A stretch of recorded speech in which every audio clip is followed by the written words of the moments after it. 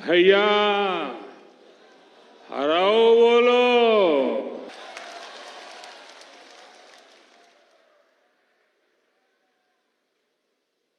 ये हनुमान जी की कृपा है कि आस्था का ये केंद्र अब आरोग्य का केंद्र भी बनने जा रहा है। अभी मैंने यहां श्री बागेश्वर धाम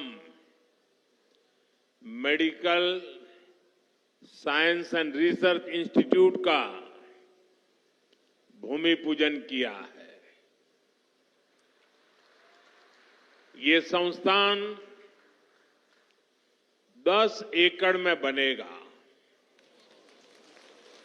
पहले चरण में ही इसमें 100 बेड्स की सुविधा तैयार होगी। मैं इस पुनीत कार्य के लिए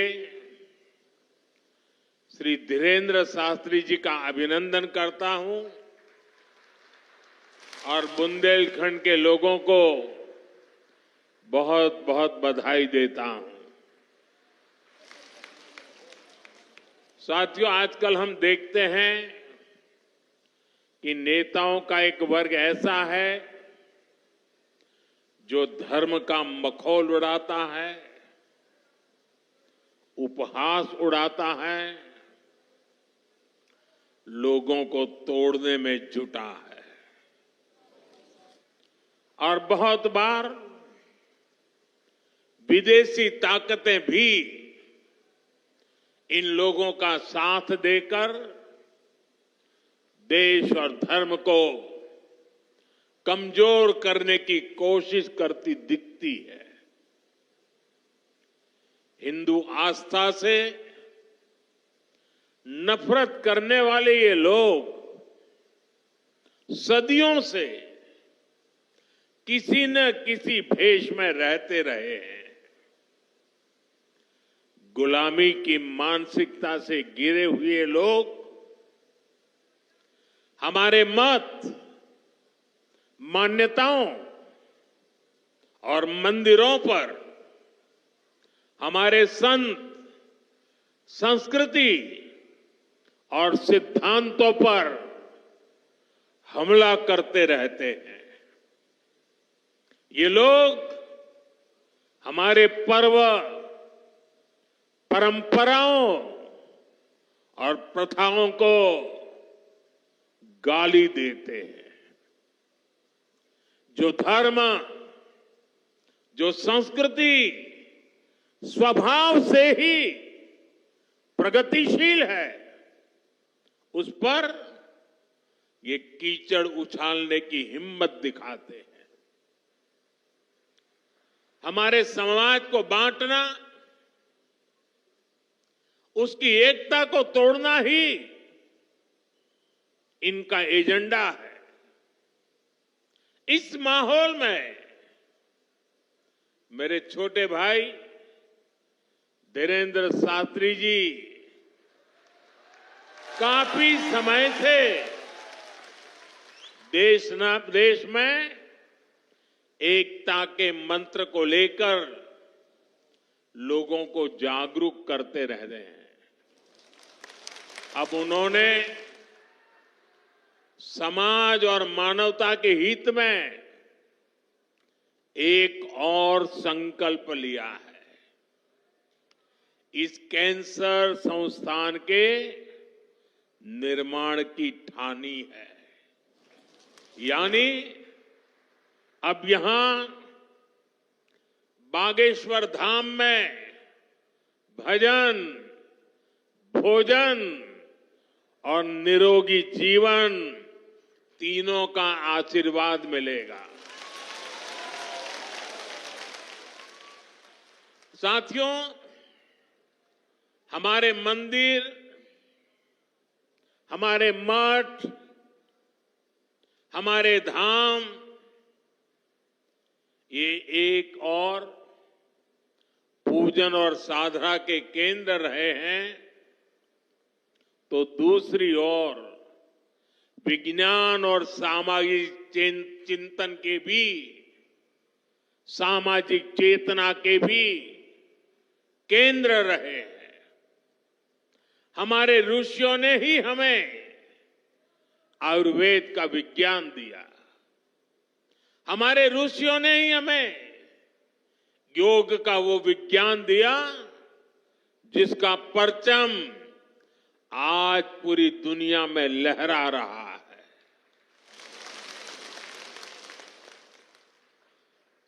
हमारी तो मान्यता ही है, परहित सरिस धर्म नहीं भाई, अर्थात दूसरों की सेवा, दूसरों की पीड़ा का निवारण ही धर्म है। इसलिए नर में नारायण, जीव में शिव, इस भाव से जीव मात्र की सेवा, यही हमारी परंपरा रही है। आजकल हम देख रहे हैं महाकुंभ की हर तरफ चर्चा हो रही है। महाकुंभ अब पूर्णता की ओर है। अब तक करोड़ों लोग वहां पहुंच चुके हैं। करोड़ों लोगों ने आस्था की डुबकी लगाई है, संतों के दर्शन किए हैं।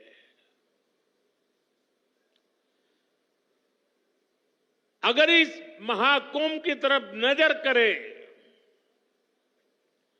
तो सहज भाव उड़ जाता है, ये एकता का महाकुंभ है। आने वाली सदियों तक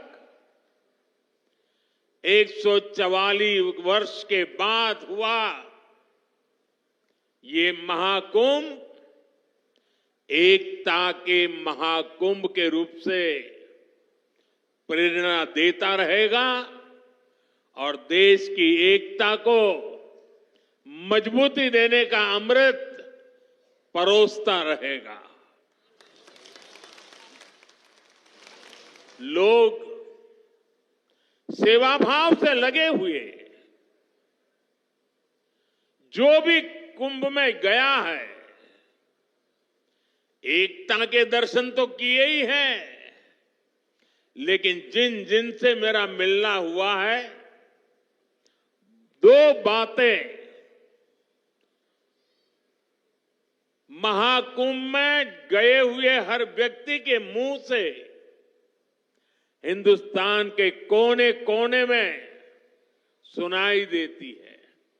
एक, वे जी भर करके स्वच्छता कर्मियों की उनके गुणगान करते हैं। 24 घंटे जिस सेवा भाव से इस एकता के महाकुंभ में स्वच्छता के कार्य को संभाल रहे हैं, मैं आज उन सभी स्वच्छता के साथियों को आदरपूर्वक नमन करता हूं। दूसरी एक विशेषता है जो हमारे देश में बहुत कम सुनने को मिलती है, और इस बार मैं देख रहा हूं एकता के इस महाकुंभ से आए हुए हर यात्री कह रहा है कि इस बार एकता के महाकुंभ में पुलिस कर्मियों ने जो काम किया है, एक साधक की तरह, एक सेवाव्रती की तरह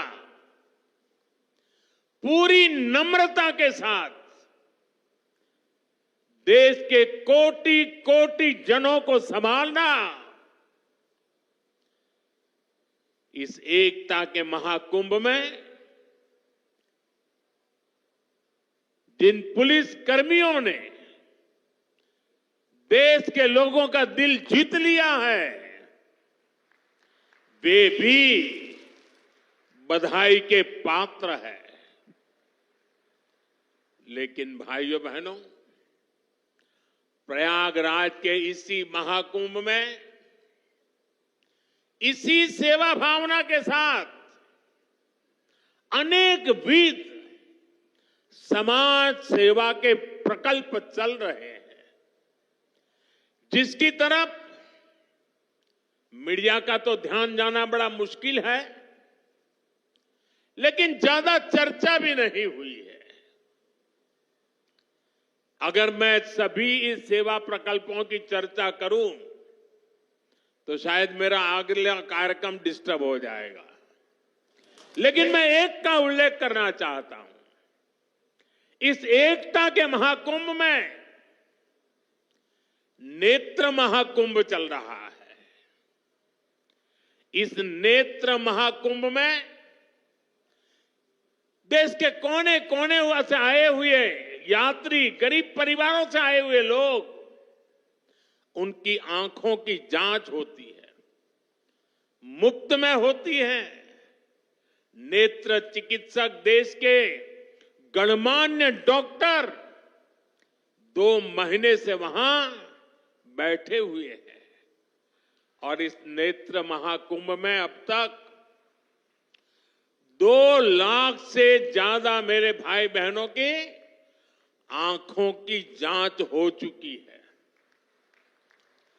करीब 1.5 लाख लोगों को निशुल्क दवाई और चश्मे दिए गए हैं और कुछ लोग ऐसे पाए गए जिनके मोती बिंदु के ऑपरेशन की जरूरत थी।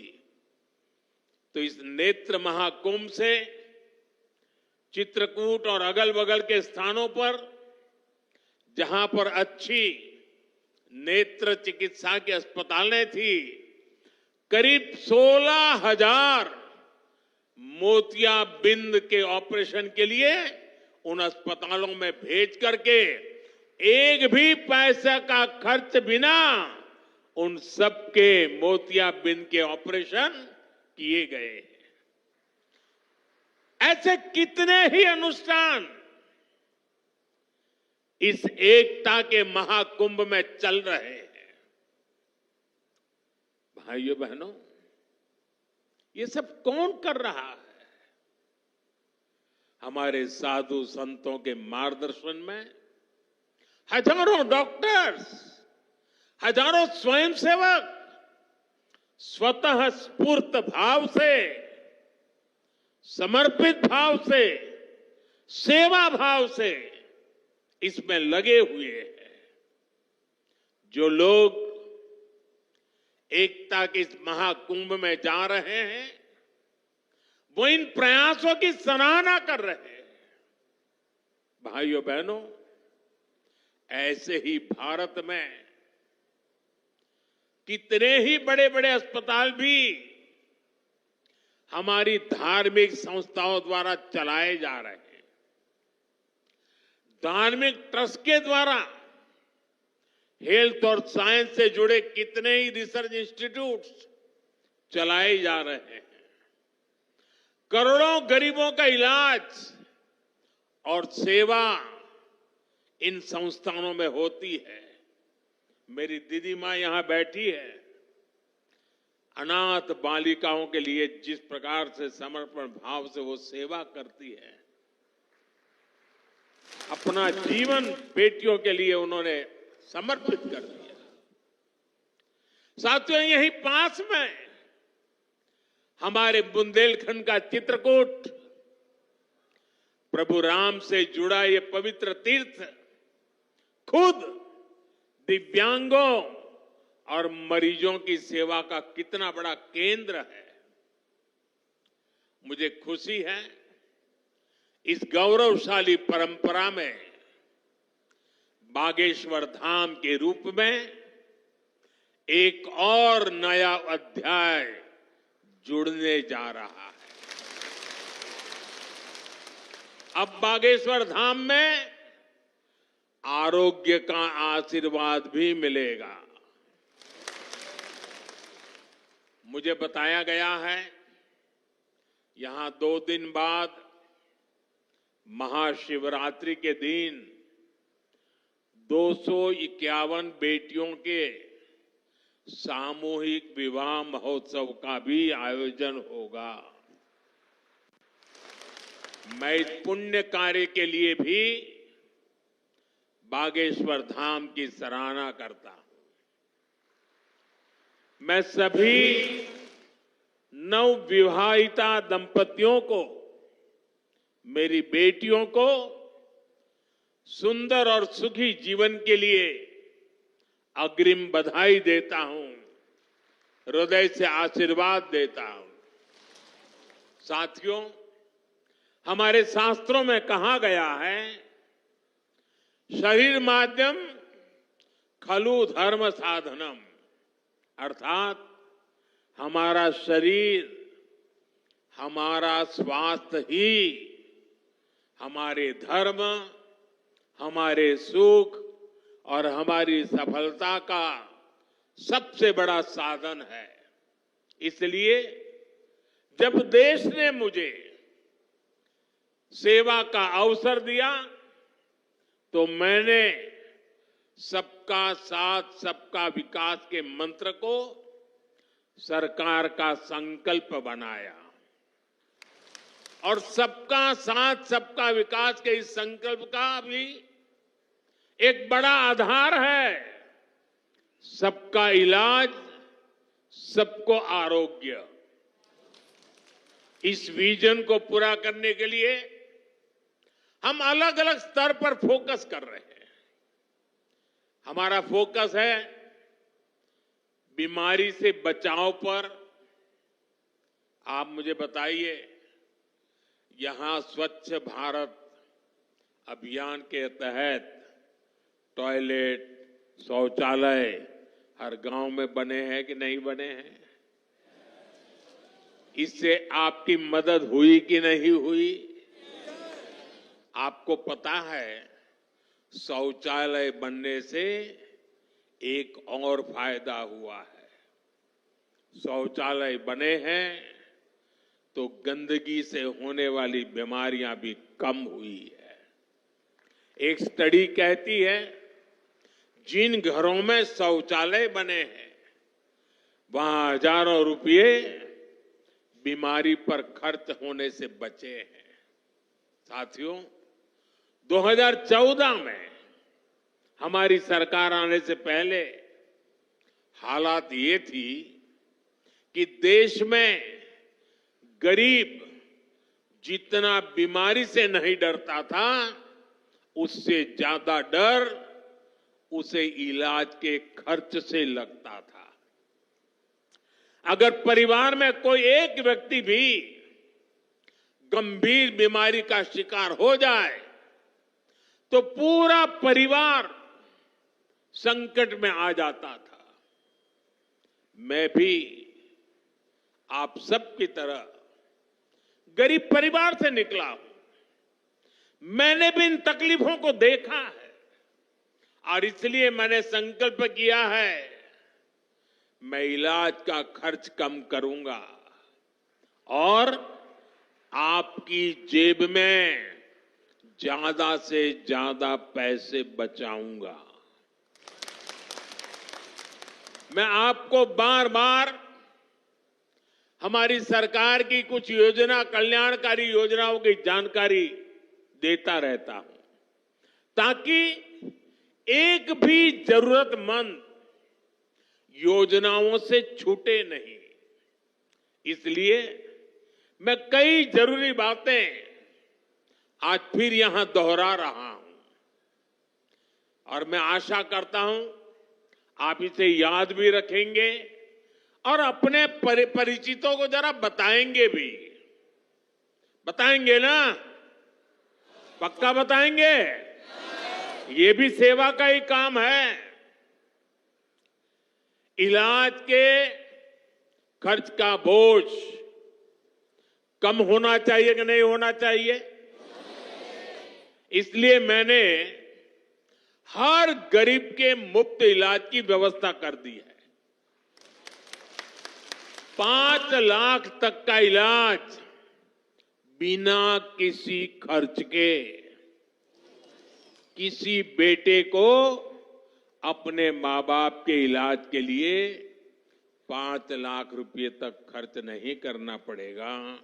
ये दिल्ली में आपका जो बेटा बैठा है ना, वो काम वो करेगा। लेकिन इसके लिए आपको आयुष्मान कार्ड बनवाना है।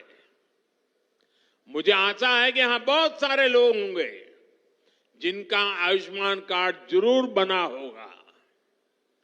जिनका नहीं बना है वो भी जल्दी से बनवा ले। और मैं मुख्यमंत्री जी को भी कहूंगा कि इस काम को, इस क्षेत्र में अगर कोई छूट गए हो तो तेजी से इसको आगे बढ़ाया जाए। साथियों, एक और बात आज आपको याद रखनी है। अब गरीब, अमीर, मध्यम वर्ग, कोई भी परिवार हो, परिवार में 70 साल से अधिक उम्र के सभी बुजुर्गों के लिए भी मुफ्त इलाज के लिए आयुष्मान कार्ड बन रहे हैं। ये कार्ड भी ऑनलाइन ही बन जाएंगे। इसके लिए कहीं किसी को कोई पैसा देना नहीं है। और अगर कोई पैसे मांगता है तो सीधे मुझे चिट्ठी लिखना, बाकी काम मैं कर लूंगा।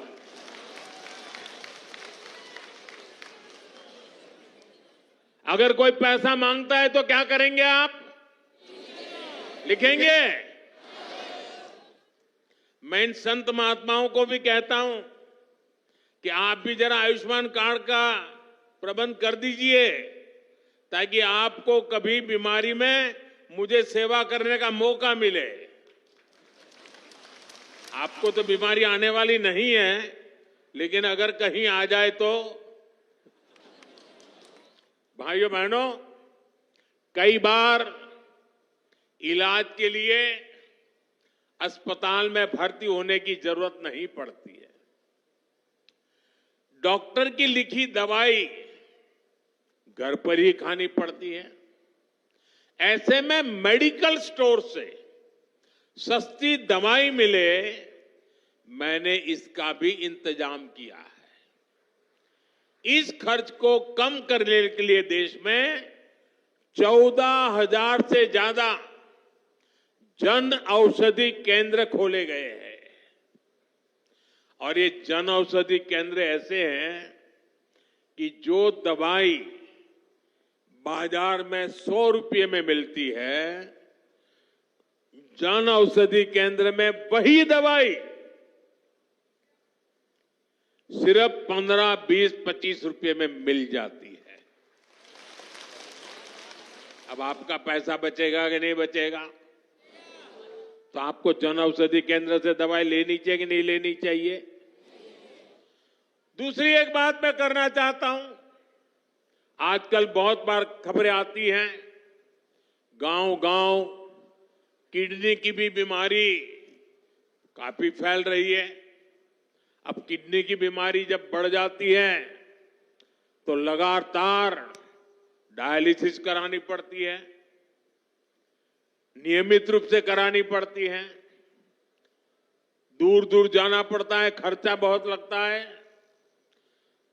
आपकी ये मुसीबत कम हो, इसलिए हमने देश के 700 से ज्यादा जिलों में 1,500 से ज्यादा डायलिसिस सेंटर खोले हैं।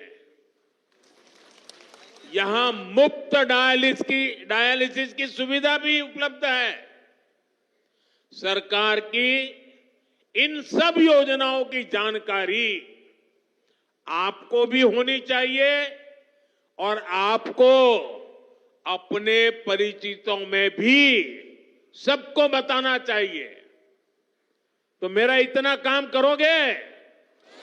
जरा सब हाथ ऊपर करके बताइए, करोगे? आपको पुण्य मिलेगा। ये सेवा का काम है। साथियों, बागेश्वर धाम में कैंसर मरीजों के लिए इतना बड़ा अस्पताल खुलने जा रहा है क्योंकि कैंसर अब हर जगह बड़ी परेशानी बन रहा है। इसलिए आज सरकार, समाज, संत सब कैंसर के खिलाफ लड़ाई में मिलकर प्रयास कर रहे हैं। भाइयों बहनों, मुझे पता है गांव में अगर किसी को कैंसर हो जाए तो उससे लड़ना कितना मुश्किल होता है। पहले तो बहुत दिनों तक पता ही नहीं चलता कि कैंसर हुआ है। बुखार और दर्द की घरेलू दवाएं ही आमतौर पर लोग लेते रहते हैं और कुछ लोग तो पूजा जाप में चले जाते हैं, किसी तांत्रिकों के हाथ में फंस जाते हैं। जब तकलीफ बहुत बढ़ जाती है या गांठ दिखने लगती है तब जाकर बाहर दिखाते हैं, तब पता चलता है कि कैंसर हुआ है। और कैंसर का नाम सुनते ही पूरे घर में मातम छा जाता है, सब कोई घबरा जाता है, सारे सपने चूर चूर हो जाते हैं और ये भी समझ नहीं आता कि कहां जाना है, कहां इलाज कराना है। ज्यादातर लोगों को दिल्ली मुंबई का ही पता होता है। इसलिए हमारी सरकार इन सब तकलीफों के समाधान में लगी है। इस साल जो बजट आया है उसमें भी कैंसर से लड़ने के लिए कई सारी घोषणाएं की गई है और मोदी ने तय किया है कि कैंसर की दवाओं को और सस्ता किया जाएगा। अगले 3 साल में देश के हर जिले में कैंसर डे केयर सेंटर खोले जाएंगे। डे केयर सेंटर में जांच भी होगी और आराम करने की सुविधा भी होगी। आपके पड़ोस में ही जो जिला अस्पताल है, चिकित्सा केंद्र हैं, वहां कैंसर क्लिनिक भी खोले जा रहे हैं। लेकिन भाइयों बहनों, आपको मेरी एक बात अच्छी लगे या बुरी लगे, लेकिन इसको कुछ करना ही पड़ेगा। याद रखना और जीवन में लागू करना। कैंसर से सुरक्षा के लिए आपको भी सावधान और जागरूक होना पड़ेगा। सबसे पहली सावधानी ये है कि समय से कैंसर की पड़ताल, क्योंकि एक बार कैंसर फैल गया तो उसे हराना उतना ही मुश्किल हो जाता है। इसलिए हम 30 साल से ज्यादा उम्र के सभी लोगों की जांच के लिए एक अभियान चला रहे हैं। आप सबको इस अभियान का फायदा उठाना चाहिए, हिस्सा बनना चाहिए। लापरवाही नहीं करनी है। थोड़ी सी भी जो शंका हो तो कैंसर की तुरंत जांच करवानी है। एक और बात, कैंसर को लेकर सही जानकारी भी बहुत जरूरी है। ये कैंसर किसी को छूने से नहीं होता है। ये छुआछूत की बीमारी नहीं है। ये छूने से नहीं फैलती है। कैंसर का खतरा बीड़ी, सिगरेट, गुटखा, तंबाकू और मसाले से बढ़ता है। ये माताएं बहनें ज्यादा खुश हो रही है मेरी बात सुन के। इसलिए कैंसर फैलाने वाले इस सब नशे से आपको तो दूर रहना ही है, औरों को भी उससे दूर रखना है। अपने शरीर और स्वास्थ्य का ख्याल रखना है। और मैं आशा करता हूं, अगर हम सावधानी रखेंगे तो बालेश्वर धाम के कैंसर अस्पताल पर बोझ नहीं बनेंगे, यहां आने की जरूरत नहीं पड़ेगी। तो सावधानियां रखोगे ना? लापरवाही तो नहीं करोगे ना? साथियों, मोदी आपका सेवक बनकर आपकी सेवा में जुटा है। मैं पिछली बार जब छतरपुर आया था तो यहां मैंने हजारों करोड़ रुपए की योजनाओं का लोकार्पण और शिलान्यास किया था, और अभी मुख्यमंत्री जी ने इसका वर्णन भी किया। आपको ध्यान होगा, इनमें 45,000 करोड़ रुपए की केन बेतवा लिंक परियोजना भी थी। ये परियोजना कितने दशकों से लटकी हुई थी, कितनी सरकारें आई चली गई, हर पार्टी के नेता भी बुंदेलखंड आते थे, लेकिन यहां पानी की किल्लत बढ़ती ही चली गई। आप मुझे बताइए, पिछली किसी सरकार ने अपना वादा पूरा किया क्या? ये काम भी तब शुरू हुआ जब आपने मोदी को आशीर्वाद दिया। पीने का पानी और उसका संकट दूर करने के लिए भी तेजी से काम हो रहा है। जल जीवन मिशन यानी हर घर जल परियोजना के तहत बुंदेलखंड के गांव-गांव में पाइप से पानी पहुंचाया जा रहा है। गांव में पानी पहुंचे, हमारे किसान भाई बहनों की तकलीफ दूर हो, उनकी आय बढ़े, हम इसके लिए दिन रात मेहनत कर रहे हैं।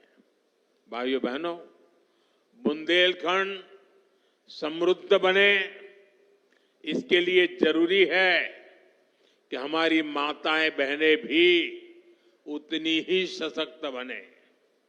इसके लिए हमने लखपति दीदी और ड्रोन दीदी जैसी योजनाएं शुरू की है। हम 3 करोड़ बहनों को लखपति दीदी बनाने का लक्ष्य लेकर चल रहे हैं।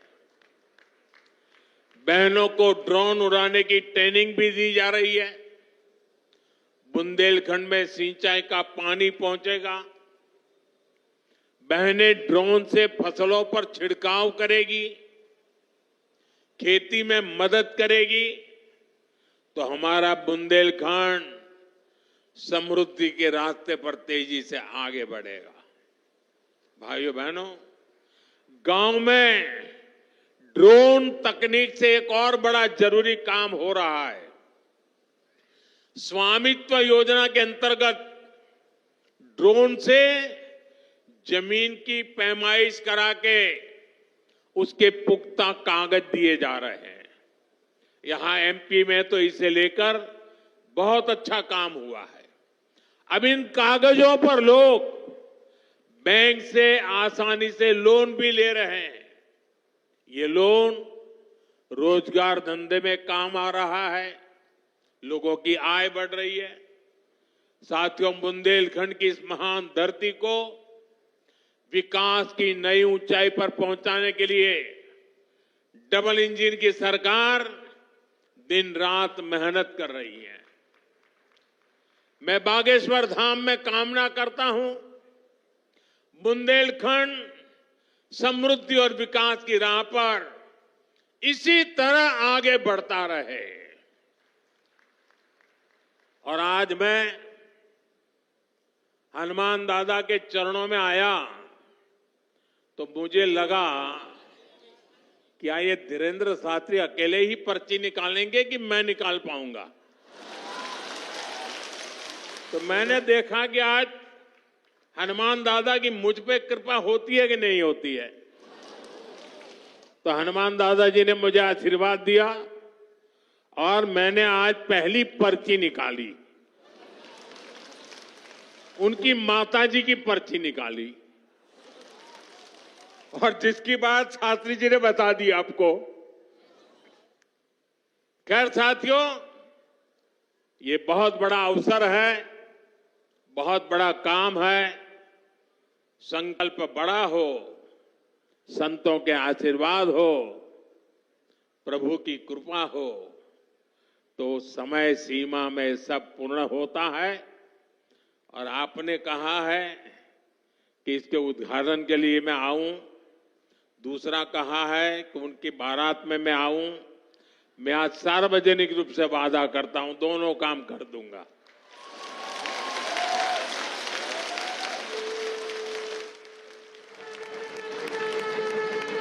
आप सभी को एक बार फिर मेरी बहुत बहुत शुभकामनाएं, बहुत बहुत धन्यवाद। हर हर